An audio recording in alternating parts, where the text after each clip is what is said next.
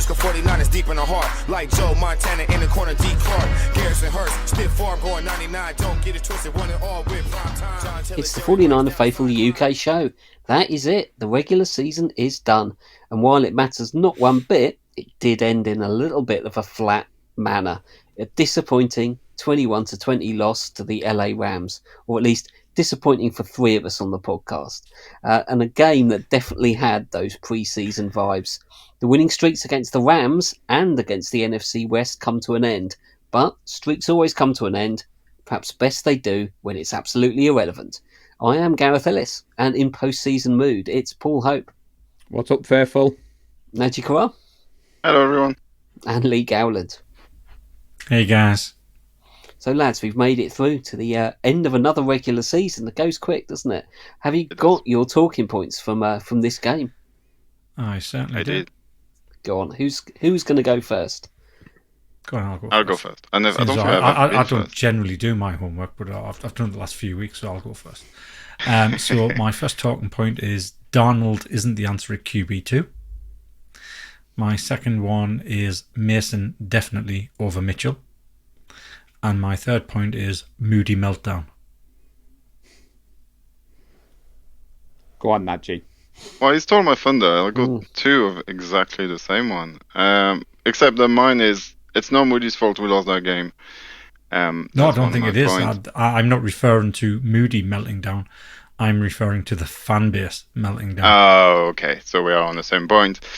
Yeah, I've got Mason Claxton because this goal was on fire for week 18. And yeah, Taylor MFing Hawkins. Let's go. Number 41. Well, it'll be no surprise, Gareth, that we've all got a theme. So doing my homework, chaps, my first point is don't worry. Be happy. Everything's going to be pretty good. There's no need to be moody. Which is bigger? That Cleveland Browns fan jersey with all the QB names listed on the back, or Najee Karar's man crush list, but he's alluded to number 41. And my third talking point is a game of two halves. The first half we went in 20-7. Second half we lost 14-0, but it had a pre-season feel to me, and similar to the chaps, Gareth, I don't know why people are melting down. It meant nothing, and I've got some stats to back up why life is pretty good as a 49ers fan. It's pretty good. Glad you've got some stats, and a game of two halves. That's got quite a ring to it, Paul. You should trademark that one. Mine, I've actually only managed to come up with two because they're quite broad. I've just got taken chances and missed chances, and that pretty much sums up most stuff from the game. Oh, it's quarterback time. Let's talk about a different quarterback, Sammy D. Over to you, Lee. You're thinking he's not the answer at QB2?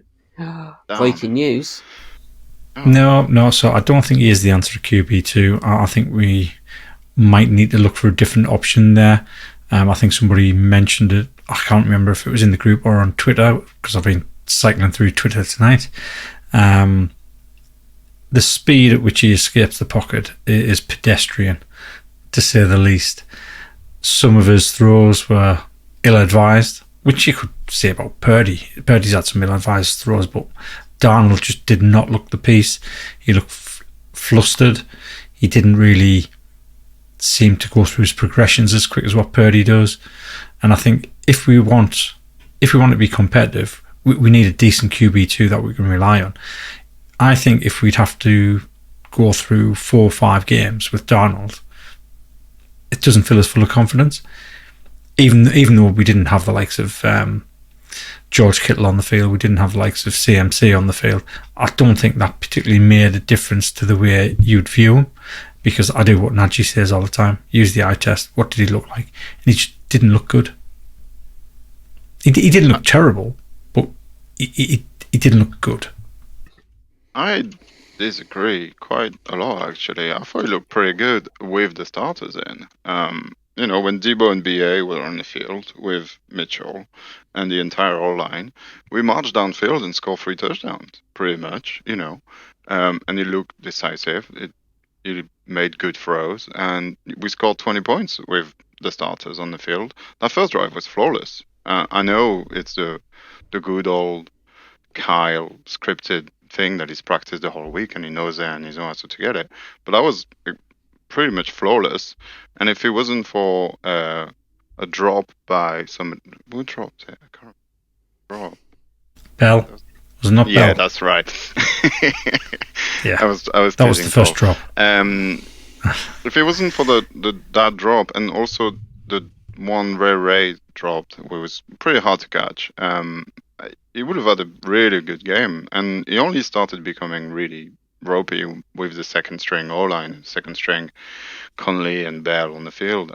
I kind of disagree. I think he could service us and win us game with Kittle and CMC and Debo and Ayuk. So yeah, I was quite impressed. I think his first half, I was struggling to look for the stats for the first half, but it was something like 11 for 15. I think it was pretty good. Second half, however, yeah, it was pretty bad, and then the way the game ended was awful, and that's the problem. Ultimately, you could do that in a game, absolutely. I've got the stats if you want them, Nadji. Yeah, we got just first half though, because yeah, that's first half, because Yeah, it go on links in nicely with my a game of two halves, which has never been used before. 14 of 19 for 168 yards, pair of touchdowns, one passing, one rushing, and whilst executing the 2-minute drill at near perfection on a 9-play, 90-yard drive, which ended in the Ronnie Bell touchdown, which was the only shining light for my play watch, but more on that later. It was Twitter that you saw that on, Lee, about Darnold being slower than Purdy. Escaping. I mean, yes. I'd retweeted that. Again, Nadji, some people are looking at pick and fault. I think what was good for us with Darnold is we all remember what happened in the NFC Championship game last year, and I think it was good that we saw a backup quarterback in that first half be serviceable. Because let's face it, we all don't want to see more than a half of Darnold. That's why Brock Purdy sat. But I just think the first half, I agree with Nadji Lee, but I think the second half, you were correct. And I know Ronnie Bell came in for some heat on Discord. I think Nadji even wanted a written apology, which I thought, it's a good job you're my friend, Nadji, because I know it was meant in jest. But when I saw that, I thought, bloody hell, I only picked him on the play watch for something interesting. But I agree. If you've seen that clip of Kyle mouthing certain words to Ronnie Bell after one of his drops, you know he's in for the doghouse, Gareth. Oh, yeah. You're on mute, Gareth. You might want to unmute yourself so we can all hear what you're saying. There we go. Yeah, that's better. Yeah, that sounds better. Thank you. Professional. I had Darnold down as one of my missed chances because I think if it was his shot window, I don't think he did enough to give a lot of people confidence to be a QB1. But personally, as our QB2, quite happy. I think that was a different level. I think you, as you said, Lee, if your QB2 has to come in for 4 or 5 games, most QB, if you can get 2 and 2 out of your second choice quarterback coming in, that's about the best you can ask for. Because if they do better, they go off and they become QB1 somewhere else. So yeah, there's always going to be the drop off. I'm comfortable with Darnold as QB2, and I think he didn't really take his chance. Wentz looked better. I think if you are a team looking for potentially picking up a quarterback to compete or maybe start in front of a new rookie, you're going to probably pick up the phone to Wentz before Darnold. So I can see Darnold staying, and I would be quite happy. But I think one thing it does show up how good Purdy is on his escapability, and hopefully it puts to bed this stupid narrative that Purdy's just good because of Shanahan and that any quarterback would do as well as Purdy. We've just seen the proof. When we had our starters at the beginning there was an obvious drop-off between Purdy's play and Darnold's play, even in the first half. And Darnold had a decent first half. So I think that shows, to me, it just underlines how good Purdy is. And we've become used to that when you see somebody else in the system. And maybe it makes Darnold look good. Look, sadly to say, look how poor Jimmy's been this season when he's away from Shanahan, the handful of games that he played. Maybe he's making Darnold look good. But there we go. It wasn't a bad performance, and I don't think he was the reason we lost. And I think, as was said, if people haul in those couple of catches, suddenly his stats are 250 yards and maybe something a bit more. So, yeah, I think where Lee's coming from, though, is if we were to lose Brock on the first game, we've got no chance of winning that Super Bowl. And I agree. I don't think Darnold would win Name- us a couple of games. In Name the- a team that can Exactly. lose its starting quarterback. I think Well, that we all have the Nick Philadelphia Eagles Foles. 2 years Yeah, ago. yeah. Yeah, I was just about to say that. That was a That was dream fluke. scenario that Yeah. a lot of good stuff would have had to happen for that to happen, and did happen in the end. It's always a very long shot to have your backup winning you a Super Bowl. More than a long shot. We always talk on this show about the eye test, as Lee's mentioned there. And before we move off Darnold, Gareth, I think it is important for context that Nagy said the second half team was totally unrecognisable. You've got to put into context he was thrown to 3 receivers who hadn't seen much playing time. The stats, he only attempted 7 second half passes. And he only completed 2 for 21 yards. Now, we will get into the game plan more because I want to calm the faithful down. I do think Carl was very strategic with this game plan. Bearing in mind, we might be facing the Rams again in 2 weeks' time. Sam Darnold, for me, at one point in the score prediction game, I thought, I'm getting this spot on. I was like sat on the sofa, a little bit giddy. And then when he fumbled that ball in the last drive, it did feel very Jimmy-esque. But the sky's not falling in, faithful. And like you said, go back to that first half. We controlled the time of possession. We dominated in the run game. Sam Darnold looked serviceable. So that's what you want from a backup QB. It is. And you've segued beautifully into run game. Mitchell and Mason. Come on. Yeah, honestly, so how is Mason on number 2? I do not exactly. That's what my point was. I don't get it. Just looked so much better than Mitchell when he came on the field. Even his pass blocking looked much better than what Mitchell was doing. I think he was averaging twice as many yards per carry as what Mitchell did, and he just looked a completely different player, a different type of player than what we've already got. Mitchell does look very much like a CMC runner, but once Mason came on, he just pounded straight through the middle. You can see he's bigger, he's stronger, and off he went. And I just can't understand it either. Why isn't Mason in over Mitchell? I mean, Mitchell, he has his injury problems. He's injury prone. Yeah, I've got a theory as well. It's the same theory as why Dante Johnson kept on getting picked. He's got to have something over Shanahan. He's done something to Shanahan that Shanahan doesn't like. And if you believe everything that's being said during the season about Mason and about why he's not starting or getting the carries over Mitchell, people turn around and said, well, his pass blocking's not very good. He didn't show that last night. He looked excellent last night in pass blocking. So that can't be the reason. Better than Mitchell. Yeah. I think it's the whole Coleman. Do you remember when we signed Coleman for some reason? And Kyle just liked him and made him play so much for whatever reason, even though we had way better running back at the time, Wilson Jr. and Mostard. I think it's just that he just likes Elijah Mitchell, and he trusts him more for some reason, and he just hasn't been able to get out of his bias to be able to see that Mason is way better. Hopefully that'll change next year, because I personally don't think we'll resign Mitchell purely on he'll have a market, and wouldn't surprise me if he ends up in Miami or some or the Jets, because they need a backup. But yeah, I don't understand. It's every time he touches the ball, something good happened. I mean, he did trust him with a 4th and 1, and Mason didn't disappoint. So yeah, I don't know. It's so weird. It's strange because you look at the stats, Gareth. Mitchell wasn't great. 14 for 54 yards, 3.7 per carry. Yeah, he scored a touchdown. Right. Mason, 6 times for 36 yards, 6 yards per carry. And that was my theory, Nagy. I went back to the Coleman Mostard. We were all banging our heads against the board thinking, why was he starting? Shanahan likes Mitchell, but as 49ers fans, the fact that you've got CMC, Mitchell and Mason, I'm hoping that Jordan Mason's going to get his chance in the playoffs, Nagy, and he's just going to... I don't think so. Knowing Kyle, I think it'll be CMC and a sprinkle of Mitchell every now and then, maybe, if we need it. But it's just going to be CMC. It's 99% of the time. So, Nagy, when you mentioned that 4th and 1, you reminded us about another thing I was going to say about Darnold.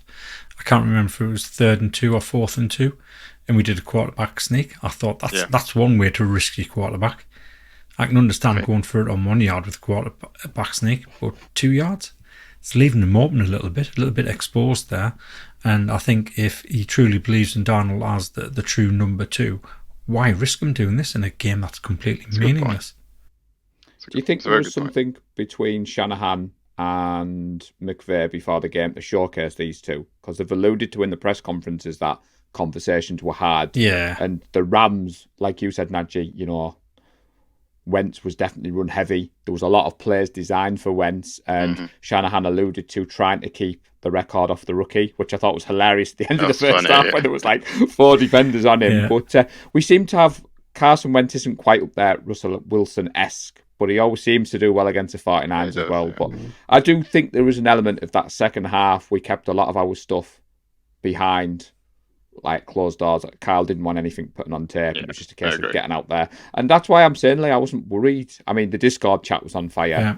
I was shocked this morning to wake up and see, as you put, the meltdown in the group. The moody meltdown. I was like, we're 12-5, number 1 seed. I mean, at this point, the only injury we had to worry about was Ferrell, which we'll probably get onto. Yeah. I thought anything else that you could have asked for on Sunday went all right. Yeah, it wasn't ideal that we lost. The only man celebrating was you. And we'll get onto that at the end of the show. But... So you mentioned Wentz as a Russell-esque or Wilson-esque type of QB. To be honest, the person that most matches Russell Wilson is Brock Purdy. Just the way he escapes the pocket, he reminds us of Russell Wilson. Yeah, but we don't play against Brock, thankfully. He's on our team. I know. We do in practice. That's why our defense is so good. I'm not sure where the answer is between Mitchell and Moody. I can see Mitchell has been getting some reps just to bring him up to game speed, because obviously he's been in and out and injured, whereas Mason's been fit all season. I am just still hopeful that Shanahan's either making a point to him about something, or he's done that process where I'm going to make you work and earn this and not feel entitled to it, or he's done that challenge. Do we remember last year? I think he kept winding up Bosa by saying you're not elite, you're not a Pro Bowler, that sort of thing, just to poke him, to get him to do that little bit extra. I wonder if that's something, because it's inexplicable. Because I think for most of us, we see the combination of CMC and Mason as being far better as a pairing than Mitchell and CMC. We can all see it. I'm sure Shanahan can see it. Hopefully in the next 2-3 games, we might see an answer. Shall we? You've mentioned it briefly, so I think we should just go straight to it. The Moody meltdown. This is another one of yours, Lee, but I think it was shared by everybody. I'm going to go on mute and duck myself out of this one and let you melt down. Yeah, so it's absolutely ridiculous, the amount of people that's turned around saying we need to get rid of Jake Moody. We need to go and re-sign Robbie Gould just because he's missed 2 kicks. From all accounts, at the start of the game, the wind wasn't particularly strong at the start, but it's come on during the game. So when he's been practicing before the game has started, there's been no wind there. Gets into the game, there's a slight wind that's kicking the ball out to the right. And that's all it's been. Yes, he should be able to adjust for that, and he hasn't been able to do it. But he's missed 2 kicks in a meaningless game. Other than that, I mean, he's just come off of a record streak of 60 kicks made, 60-point afters made. Yep. You can't complain about that. And you've seen what leg he's got. I mean, he kicked a 57-yard field goal early on the season to tie a franchise record, and people want a shot of him. I just don't get it. It's the same people, though. It's the same people all the time. And it's the same people who almost take pleasure in posting negative things about players on the team. Just so they say, see, I told you so. But the problem with that is they say so many negative things about so many players. It could be anyone. Anybody could have an off day and straight away, told you so. Told you 5 weeks ago we should get shot of him. He's not worth that contract. That's the type of person they are. They just revel in that type of thing, and it's just ridiculous. And then you go on to Twitter and you see the meltdown on Twitter and some of the things people are saying on there. Yeah, let's go and sign Robbie Gould. Let's make sure that we're always within the 15-yard line before he has a field goal attempt, because his leg's gone. Yeah, it's just ridiculous.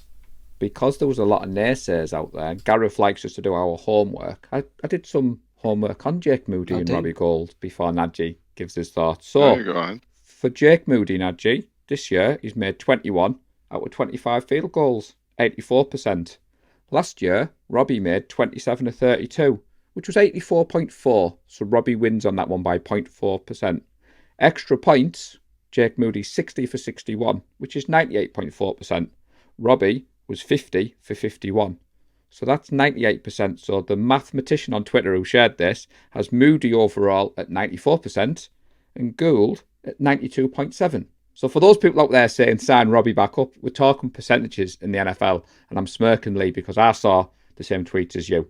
We went younger and cheaper at the position for a reason. It was a meaningless game. I'm going to sound like I did a few weeks ago. I'd rather the mistakes happened in this game than next week. Well, 2 weeks' time when we play again. And I just don't get it. And we talked on the preview show, we said, don't fall into the trap of the emotional roller coaster. Don't get yourself too hung up. And then, you're right, Lee, same names. I don't know whether it's a bit of trolling because it's people who we may not have met yet, who haven't been at the meetups, and maybe their contribution to the group is to jump on. But to say about that many different players, the only saving grace, Nadji, is they left Ronnie Bell alone. There was only you and Paul Scribshaw coming after Ronnie Bell, so I just had to give you those stats. I think that's only because I kept quiet on Discord, because otherwise I'd be coming after Ronnie Bell as well. Yeah, I do. I mean, I get it, especially if you're taking takes on the internet. Hot takes, never a good thing, especially on the internet. No context whatsoever, and the loud minority is always a lot louder. I don't particularly have a problem. If anything, I'd rather he misses now, and then he's he's going to put his head back down and work harder rather than cruising through the game and thinking everything is honky-dory and easy, and then going somewhere cold. Oh no, actually we'll be home. Hey. So it's a refocusing element, just like the Baltimore game was. Just it humbles you, and it's not necessarily a bad thing. Why on earth should we get rid of him? He's good. His kickoffs are awesome. I'll say it again. And yeah, I'm not happy he's missed it. Don't get me wrong, because if he makes them, we'll probably win that game. But who cares? It's week 18 against the Rams. That did not matter. And as I said, I think it'll refocus him. It'll put his head down, work harder, and make sure he's ready for the playoffs. Yeah, do you know what's good about don't listen Jake? to Twitter. Do you know what's good about Jake Moody, chaps? Since his last missing streak, he then bounced back. So they all come at once. That's another stat that's out there. Against Minnesota, he missed, and then after that, he hadn't missed a kick since then. So maybe he just wanted. You said it better, Nadji. You said kicker wanted the time off in Discord. Yeah, that did make me laugh. It's just like he couldn't take the day off, so he decided to not really bother, and that's what happened. Hey, the first one that he missed, he touched the post. I mean, it's not like he shanked it and kicked Sean McVay in the face or something. Yeah. And as Lee said, I think you can see both kicks catch the wind. They get to that certain height where suddenly the wind speed increases, and you see them both drift. And you can easily say for the second kick he should have learned from the first one. But I think it's just the lot of the kicker, isn't it? If we had a rookie running back who got 700 or 800 yards and fumbles the ball once, people don't say we should get rid of him. Same if you have a rookie wide receiver who gets 600-700 yards, a couple of touchdowns, and drops one important catch in the end zone, people don't say bin him. That's all that's happened with the kicker. He's a rookie, he's going to learn something from it, and he missed a couple in a meaningless game where maybe there is a little bit of a party atmosphere. It's the game didn't mean anything. It's difficult to pretend that it does. It's like practice. Mm-hmm. You can't mentally convince yourself that this game means something. And I think maybe there is that little bit of lack of concentration because the game doesn't matter. But it's a couple of missed kicks. That's but people, as you said, I think people like to have something to whine about. People like to have a bit of a meltdown. Or maybe it's the PTSD from previous seasons coming back to people. Yeah, so the good thing is, I mean, the people that were whining also mentioned that, He even looks shaky when he's making field goals. Well, that's not right. He's been hitting them bang, smack down the middle every time he's been making them. He's had a couple that's gone close to the post, but the vast majority have been bang, smack in the middle. So it's obvious they don't know what they're talking about, or they're not watching the games at all. So they're just making themselves look foolish. Anyway, enough of Moody. Some more positive stuff. Should we go to your guy, Nadji? Your new man crush, your man of the moment, and deservedly so, from a guy making his very first NFL appearance. I think it's his first live snaps, isn't it? Yeah, Take it away, yeah. Mr. Well, Hawkins. it's a nice little Cinderella story. It's a nice little Hollywood script. The guy just gets his first start and gets a pick, which puts us ahead. I will say I watched a bit back at the game, and unfortunately the PI was pretty bad, and the 2-point conversions on him as well. So ups and downs, but yeah, no, I like him. I like the way he played. He started as well because we were really thin at safety. I was fully expecting to see Eric Harris, who we signed a couple of weeks back, maybe 3 weeks back, from the practice squad, and all of a sudden this guy shows out of nowhere, first game ever, and gets a really nice pick.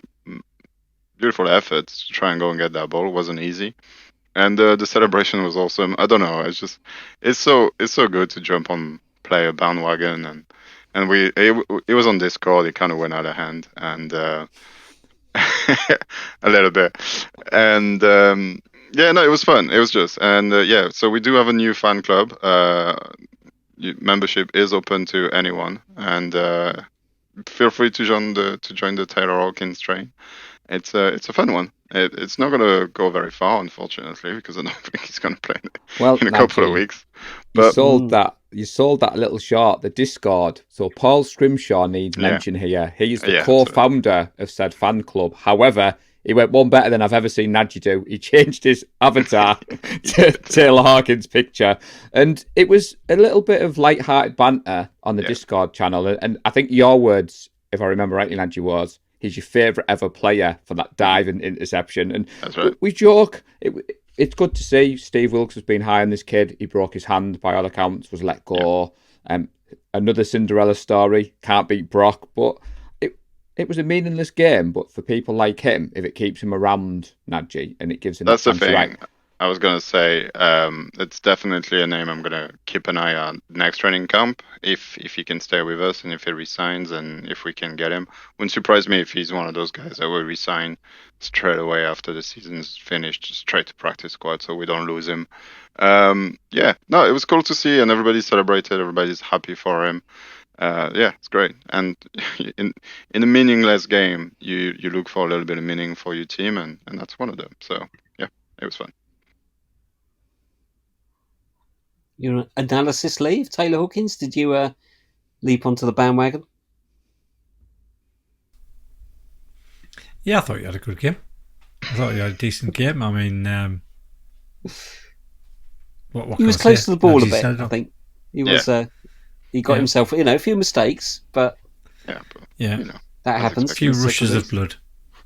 I just hope he's not remembered for that one play. Like certain players in history go down for one play. But Nadji, you sold the fan club short. Give it its full name. I thought I quoted it right on Facebook, and I got told off by Nadji Carrar.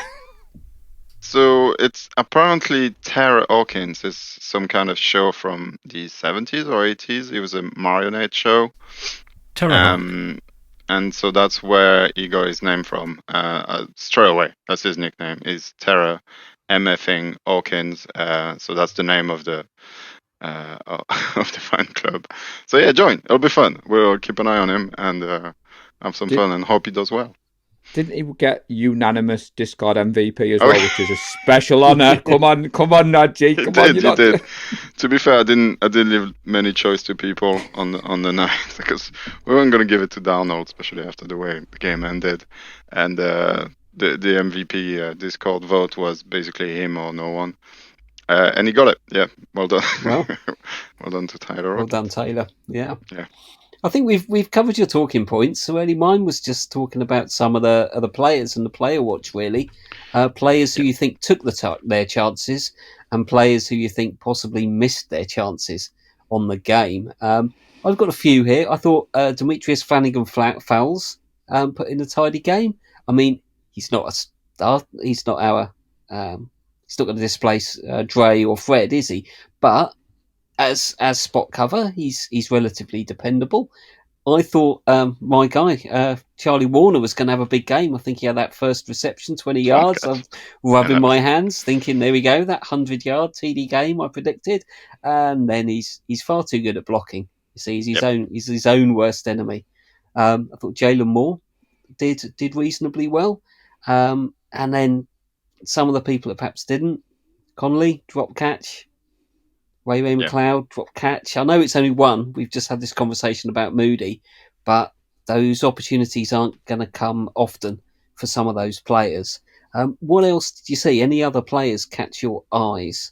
Lee, you've been quiet for a bit because you're still trying to clean yourself off, aren't you? Oh, you must be talking about me, eh? Which other players caught my eye? Matt Pryor. I thought Matt Pryor had a decent game. Ben Barch. I thought he played reasonable, considering that our O-line has been such a cause for concern all season. I wasn't really expecting much from them, but they did look okay. They kind of held their own, so I was quite happy with them. Outside of that, I mean, it'll go over to my play watch, but I was very disappointed in the lack of reps that Sammy Womack got. I thought he might be getting a lot more than what he did. But I disagree with Najee in the group chat last night. I thought he had a good game. I thought Womack did well. I was just poking. Yeah. I was going to say, I mean, the touchdown that they threw on him, he was stuck to him like glue. It was just a really good throw. I mean, even the commentators turned around and said that was marvellous coverage. That was great coverage by Sammy Womack, but it was an even better throw by Wentz. Mm. Najee was in mischievous mood last night, which he picked up on Discord. So Charlie Warner, Gareth, when he set off like a steam train, a lot of people in the Discord chat were like, Gareth called that on the pod, give Gareth his flowers, and Najee was like, hang on, one catch, one try. And I thought, I could see the tone of where this night was going. So when he dropped the Warmack text, Lee, I thought, he's just doing this to wind you up. Oh, God, yeah. Oh, yeah, it was full fun and no breaks yesterday. So before we move on any further, I just want to go back to the whole Tyler Hawkins thing and the fact that he's named after Terrorhawks. Because as soon as you said Terrorhawks, I thought, it can't be the same Terrorhawks. Because I only know one Terrorhawks. Let me share this window. Is this who we're talking about? It's scary. If you have kids at home, put them away. Is that it? Scary. Yeah, that's it. That's the same Terrorhawk, isn't it? That's it. That's it. It was I remember watching that Thunderbirds, but the 80s, not the 60s, basically, from what I remember. So people listening to the pod, Lee's put a lovely picture. Go over the YouTube video. It's worth it just for this clip alone. Yeah. But that is a Terrorhawk. I'm not sure how well he's going to take it. That is from the show. If he ever knows about it. But here we go. Yeah. Terrorhawkings. Before we escape down the rabbit hole, Gareth, I wanted to give Robert Beale. I thought it was good to see him come on, make some impactful plays. The sack was pretty good to see, so it's always good to see the rookies come on in their rookie season and make a good play. So that was the only name that I felt the chaps had missed off. Any from you, Najee? Well, if we're on to player watch, obviously I was looking at Braden Willis and so I think. Mostly using blocking, no really pass catching. I would have liked to see a bit more from him, but he was injured for a while, and I think we'll see next year. It might be a project. Not much else to say on that. And D. Winters didn't actually play all that much either. It was mostly Burks and Flanagan forced. I'm guessing to get them, playoff ready and get them actual game time in case we do need them. Not much from D. Winters either. So more on that probably next year, training camp and etc. Sadly, Chris, go on, Lee. Sorry, I was going to say Chris Connolly's first catch impressed me. It then did. it seemed everything after that just went pear-shaped. Yeah. unfortunate. To be fair to Chris Conley, he does play when we have the ones out there. He is on the field quite a bit. He's a good blocker. He's a big lad. This is why your third, fourth string is. Yeah, I mean, when you come in and your first catch is a 48-yard catch. Yeah. He looked good. He looked good then, yeah. Of that play finishing. And then everything afterwards, it was either a drop or something happened, and he just didn't look that good afterwards. I will, unfortunately, I don't think anyone really stood out in the D-line, particularly the interior. Playing, particularly on the second half, playing against probably second string Rams O-line as well.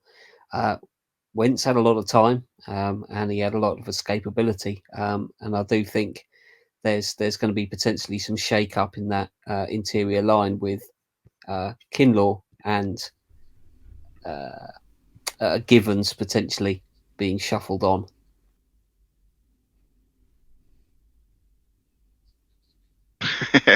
Well, if we can talk, if we're talking D-line, we can talk about Clayton Farrell, who was carted off, I think more by precaution than anything. The news is that it looks like he's avoided major injury. He might still miss time. It might just be a low sprain, a grade 1 sprain or something like that, which is unfortunate because he has been that one guy that people don't really talk about and comes on and actually plays pretty well, has quite a lot of sacks, can make an impact on a game as rotation. So yeah, that was a bit of a scare for us, especially after seeing Laporta, whose season is probably over. I don't know. We'll see. Happening for the Lions. They just don't want to see players getting hurt, especially when they're about to play big games and important games. It's a shame. But yeah, especially with Arik's news last week of maybe we'll not see him at all. It's very unclear what's going to happen to him.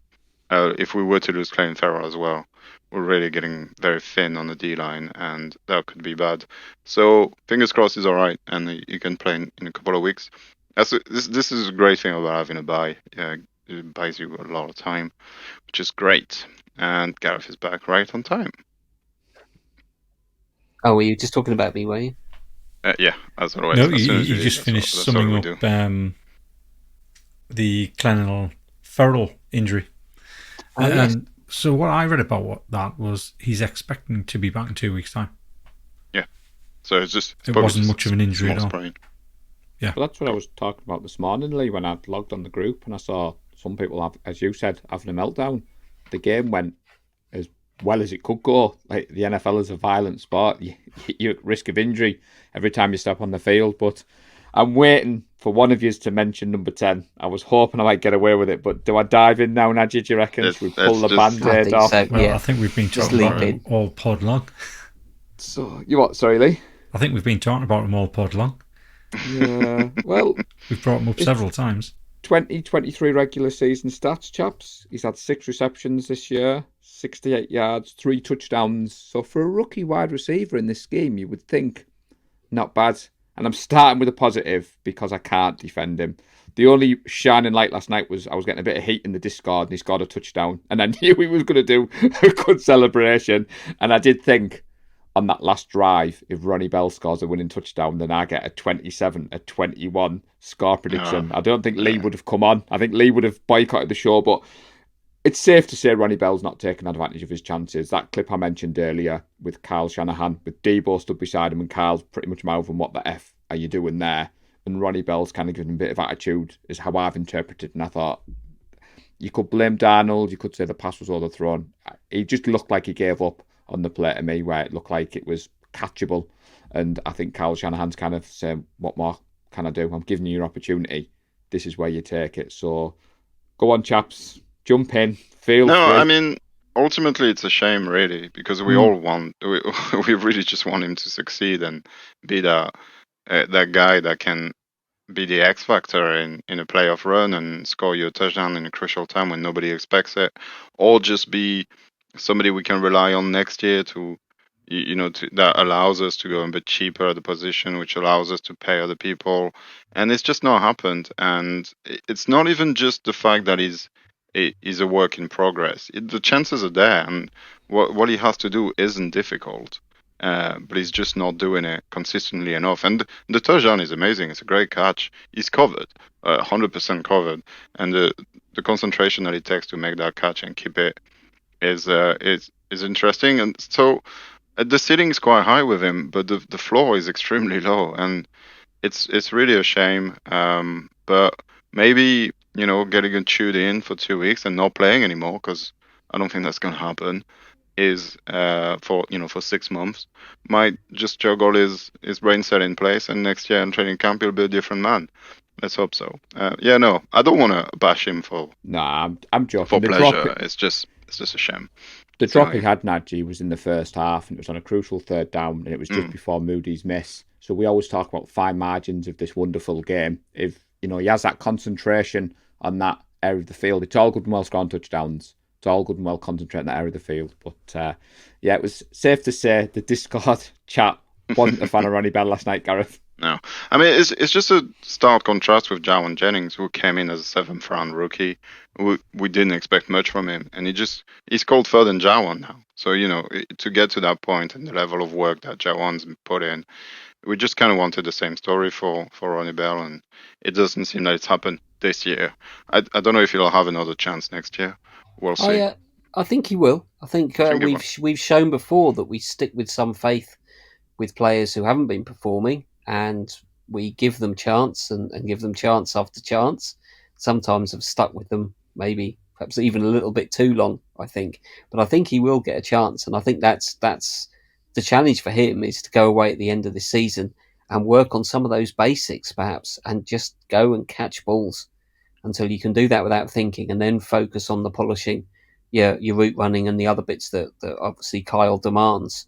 I think he'll get a chance. I hope he'll get a chance. I mean, Danny Gray's still kicking around, and he's barely had a chance. Like you say, Juwan, I think he was redshirted the first year, so I don't think he did anything at all, and then came in. That's right. And has steadily increased his value to the team and carved out a niche for himself.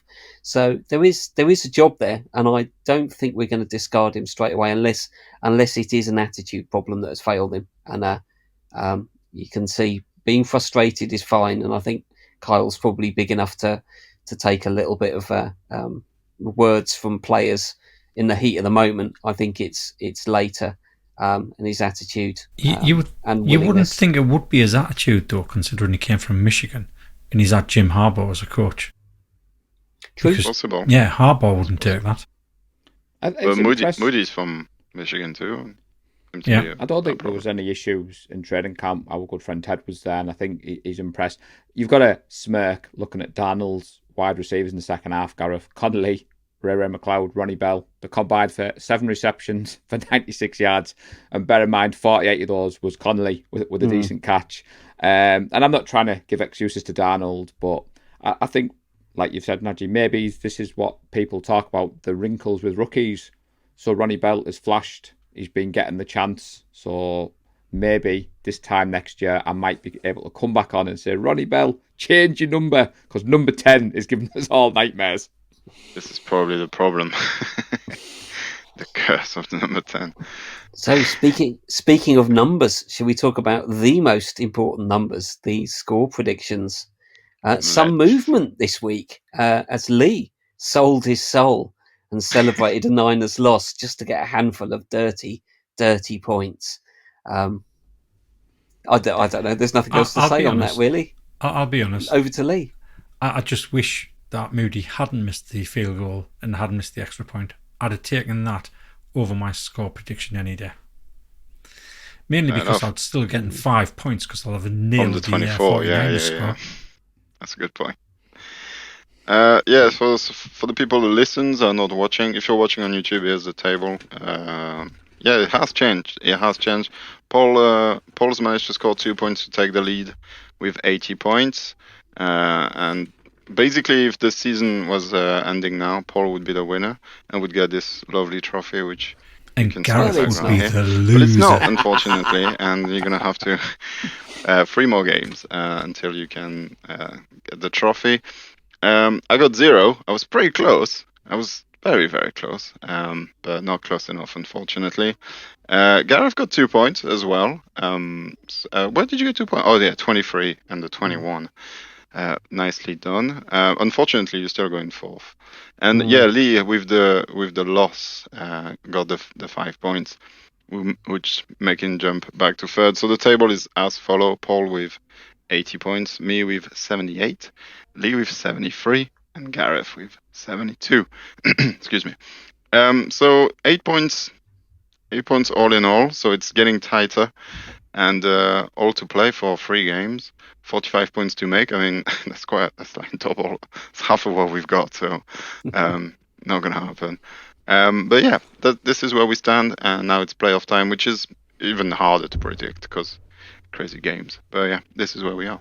If I'd got my 27-20 correct and Ronnie Bell had scored, I was coming on with a 10 jersey tonight. And at one point, I thought, it's going to happen at 20-7 at half time. And I was sat there, Trish, what you doing? I said, I'm working out how it'll go on. And at one point, I thought, I'm getting this. And like you, Lee, you have a hatred for Pete Carroll because of that 2-point conversion. Sean McVay has catapulted the Rams to the top of my hate list because I was like, why are you going for 2 there? But yeah, that's what this game does to you boys. That cost me 2 points, but ultimately better for me. Otherwise, Paul would have had 5. So yeah, this is it. Do tell us if you enjoyed this, because I mean I am, and this has been super fun all season. It's been indulgent, isn't it? Yeah, it's been quite fun. Do tell us if you're following, if you're enjoying this part of the podcast. I am looking into including the public. I'm going to need somebody that's very good at maths and to try and figure out a way to do that, to make an average that's fair, because otherwise we'll lose every time because the average will be the closest. Just to purely be fair, by, I've seen by the spread. Other shows do this, and don't NFL football on a Sunday, and they've got like an all-time where they've kept, and they keep referring to the table of a prediction scores. Pretty sure I've seen that. So yeah, but we have to do an average of all the people's prediction, which is that's the difficult part, to do it without always ending up being 17-17, because that's what's in the middle ish. And so we'll have to find a way of weighting the scores, so if people go either spectrum to make it in the middle, it's still fair. It's a math problem. I'm working on it. I'm thinking about it. I might just send a message to some math YouTuber or something to try and work that out for me. We'll see. Yeah, but yeah, let us know if you enjoy it, because I mean I am, and it's definitely going back next year, because it's definitely. It has made a difference. We've been doing the score predictions for as long as we've been doing the pod, and then immediately forgetting and not referring to them. So it has been useful to actually keep track of who is doing well on the predictions, and it's surprisingly close. Though obviously we have all or mostly tended to go for the Niners win, which I think is basically pretty much smoothed out most of the scores. Well, it's I think easier the when good you've thing got the is number 1 seed and the best team in the country, which Yeah. will win all I the time. think the It would good have been thing is very difficult like 3 or 4 years ago to sort of solve. There's obviously only 2 of us gone for a loss, and we were both right with that loss as well. Yeah, we were actually. That's true. Well, I did say at the start of the season, Gareth, I don't think I'd ever let my head rule my heart. I'm always going to call a Niners win. So it did feel kind of good that Lee got a little bit of stick for that in the group chat last night. But deserved. I've been very close a couple of times to get us a loss. I think I was very close in the Baltimore one, and you know what? Safe It's to say easier no to one call else. a loss when we're not playing very well. Yeah. I can't see anyone calling a Niners loss between now and the end of the season. No, that's not going to happen. Well, never say never. Look at Lee, he's like... Let's see what that table looks like. It is, because certainly for me, if I slip more than 10 points behind Paul, I can't just win it on the score predictions and the result. I would have to do something different to have any chance of pulling out the win, because if we all predict the win, there's only 10 points available. So it's only 8 so far, so what to play for. Tight so far. So while we've covered that game. I'm sure you had your eyes on some of the other games around the league. I think later in the week we will look ahead to the wildcard weekend, even though we're not playing. There will still be 6 games that I'm sure Niners faithful will be interested in seeing the results. But were there any surprise results from anything in week 18? I think it was kind of as expected, really. Well, the Jags really blew it. I do not really understand. I think big time. Yeah, I don't think Trevor Lawrence was particularly ready to return, and definitely came back too soon. But still, very interesting to see that. And Pittsburgh making it in the process, despite kind of giving up by starting Mason Rudolph. I don't know, it's a bit weird, because Kenny Pickett's healthy, by the way, so it's pretty weird. I don't know what's going on. Not very good. Yeah, they're not very good. They're not very good at all. Which puts my Tomlin retiring on the hiatus. That little tech that I had. He's got a few more games to play, apparently. So with the Jags stinking the place out, the only quarterback of that 2021 infamous class to make the playoffs is the Dallas Cowboys. Trey Lance. Remember him, fellas? Yeah, true. Number 3. I saw that tweet earlier and I thought, I've got to mention it on the 49ers show. Gareth, no surprise in the games, but Deebo Samuel made history. He got his rushing yards. That's right. And CMC is our first Russian king, or whatever the title they give it, since, is it 1950, Lee? Rushing leader since 1954. So a few positives to end on. And Brock Purdy, remember him, everyone? He's officially the NFL's highest rated passer. So that's what I talked about at the start of the show, Gareth. The sky isn't falling in.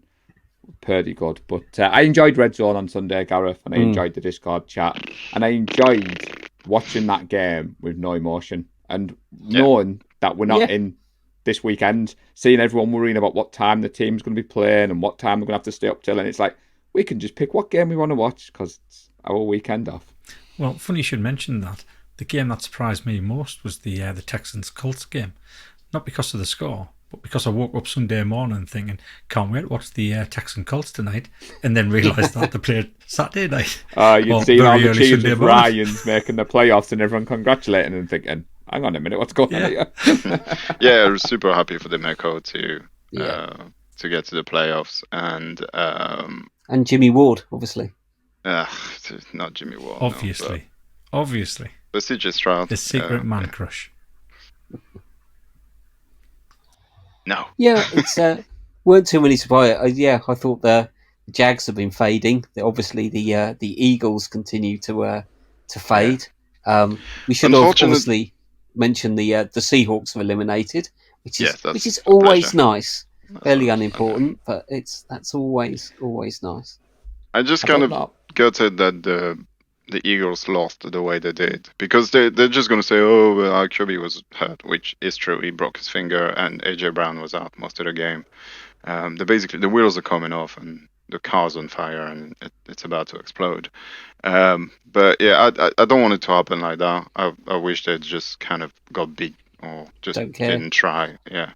I don't. Injuries are no fun, especially to good players. It makes the league worse. You know what? And I really hope they scrape a win against the Bucks and that the Lions beat the Rams, because then we get the Eagles. And then we absolutely batter them. Just to watch the Eagles fans turn around and say, well, our quarterback's injured. What do you expect? Yeah. Oh, the irony. Yeah. I'm celebrating the Seahawks being eliminated, Gareth, because, as you know, when I was playing flag football earlier in the year, the Seahawks fans kept turning up after our winless streak. They would turn up in Cleveland Browns hats, Vikings jerseys. They've gone very quiet over the last few weeks. So I did have a bit of fun on social media in the early hours this morning. A few tweets out there, Nadji, a few posts on Instagram. I don't normally engage in that, but if you're going to come for us, you've got to take it if you're giving it out. So. Absolutely. Yeah, without a shadow of a doubt. Totally. And surprising that Green Bay's found another good quarterback, because Jordan Love is pretty good. It's very annoying, but he's pretty good. Yeah, I think they've much like the Rams, they've had a sneaky good end to the season and got some momentum. And I must say those. We'll look at those matchups in the next show in a bit more detail. I really hope they beat. and then Some we can snuff them out again. interesting stuff. I've got to say, I think it's a shame that Miami are fading. I thought they could have been fun, but they seem to just be a bit injury riddled and seem to have the wheels seem to have come off there a little bit as well. But I think they will be back in another season. Yeah, they'll be the Chiefs, I reckon. I wouldn't sleep on them. Yeah, I think they'll beat the Chiefs. Well, more on that later. That's for next week. Yeah. Even though I think the Rams, the Dolphins might be back, some people who won't are the coaches who have been fired so far. Arthur Smith, you heard it here first, contrary to what the owner had mentioned, and Ron Rivera. They're the only two I've heard today, and I think we had Ron. I think that was pretty much no surprise. But no word on Belichick as of yet. No, but the reporters and everybody around the games and everything were really talking about it like it was kind of done. And they were putting the stats of all of his wins and everything. And it's just like, he hasn't said anything yet, has he? Because it's Bill Belichick. He doesn't ever say anything. He doesn't say anything. And if he does retire, he won't do it until probably April or May, something like that. So we won't know for a long time. But yeah, no, it's possible. Arthur Smith is weird. I thought, I don't know. He just doesn't have a QB. Press conference when the reporters were asking his face, Najee. So do you know Mr. Kent gets under Kyle's skin? Belichick. How that reporter kept his cool, because I was laughing because Belichick was just basically like, I put my all into this game. It's all about the Jets this week. Yeah. So are you going to be here next year then? I'm under contract. Now, they're holding on to that because apparently one of his rules is you're not to mention your contract status. But he repeated it several times. I'm under contract. I'm going to meet with the owners. But he said it was so deadpan. I think the reporter just thought, I'm getting nothing out of you here. So go and watch it. It's worth a watch. Imagine being a beat reporter for the Patriots and having to ask questions. You know what? It would be such a Belichick thing to do, to go all the way through the off-season, get all the way down to the day after the final roster cuts, and then say, I'm retiring, guys. Yeah. After cutting all of the best players. They were talking they don't have any, so it's easy. They were talking on Good Morning Football, Lee, about that there's talk that the Patriots might want to bring in a general manager. And they're like, could you imagine the general manager going into the war room with them and saying, right, Bill, we think we should take this kid from this college in this round? And Belichick's like, that's not happening. So it's interesting, Gareth, to see where that'll go. But you called the Arthur Smith news. It's like you have an inside knowledge, Gareth. Well done, buddy. Well, my inside knowledge is consecutive 7 and 10 seasons, top 10 draft picks that you then don't seem to know what to do with, have you picked them.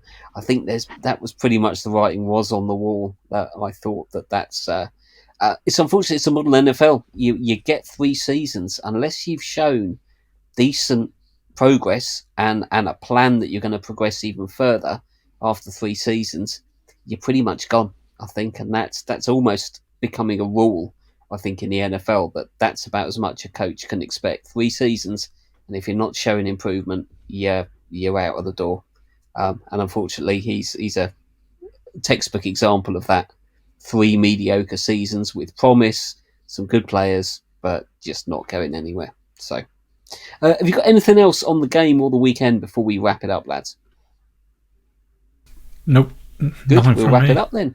So thanks for joining me. Oh, go on then. Sorry, yeah, we will be doing it. It's not about the weekend, it's about something else. It's the future.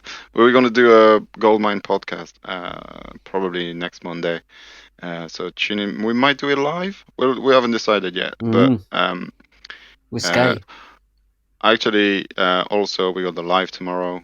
No, not Wednesday. Tomorrow. Wednesday. It's Wednesday, 8 p.m. UK time, and it's going to be. I believe it's going to be Paul and Lee. I'm busy. Gareth is busy, unfortunately. Yeah, I'd love to be there. But, sadly so. You guys can discuss all that then, and then we'll do Wildcard Thursday, and then next Monday we'll do Goldmine, and then we'll do whatever preview, Green Bay preview, Girls preview, Bucks preview. We'll see. Well, we've got 3 games left to preview, everyone, because the Niners just need to go on a 3-game win streak. And they've done that 3 times this season and 4 times last season. I've stole that off John Chapman. I saw that tweet and I thought I'll mention that on our podcast. But yeah, the new live, as Najee has pointed out, Wednesday, 8 p.m. Tune in. There could be a few surprises. There's going to be some new segments. And me and Lee haven't quite put our heads together of how it's going to go. But if you watched the previous live, it's chaos. join us. It's going to be great fun, and it'll be good to see people's thoughts leaks. I think we're going to put a post out before we go live to see if there's any topics people want us to talk about, make it a bit more interactive than what we did last time. Yeah, so I think this week, because it's the first of the new format, we will pick the topic, and then after that show, we'll put a post out for the next week's topic. That's the way we'll do it, and then we've got a week to prepare for that. Nice. As opposed to 24 to 48 hours to the topic that we haven't yet chosen. Fighting on a faithful UK, baby. It's what we do. That's what we do. Great stuff. Thanks, gents, and thanks to everyone who listens and watches the show. Who stood out to you in the game against the Rams? How did you think the wildcard weekend is going to shape up? Let us know in the comments when we post the pod. We will be back later in the week to preview the wildcard weekend and pick up any Niners news or any other league news as well. So it is a third trip to the postseason in a row. We can sit back, relax, and hope all the wildcard weekend games are brutal, physical, high scorers that go to overtime. Enjoy your bye week and go Niners. Go Niners. Bang, bang, Niner gang. We love the San Francisco 49ers deep in the heart. Like Joe Montana in the corner, D. Clark. Garrison Hurst, stiff farm going 99. Don't get it twisted, one and all with prime time. John Taylor, Jerry Rice down.